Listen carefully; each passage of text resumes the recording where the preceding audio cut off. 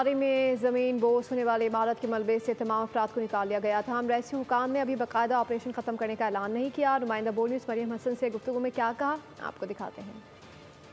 लियारी में इमारत मुनहदम होने को आज तकरीबन 48 घंटे से ज़ायद का अरसा गुजर चुका है। अब तक जो है 27 अफराद की बॉडीज़ जो है वो यहाँ से रिकवर की जा चुकी हैं।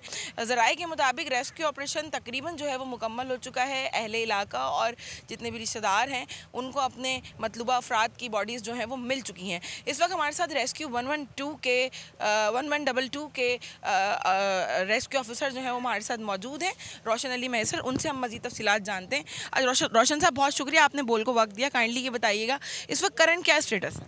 देखिए मैम, तकरीबन कोई 48 आवर्स से भी ज़्यादा टाइम गुजर गया है।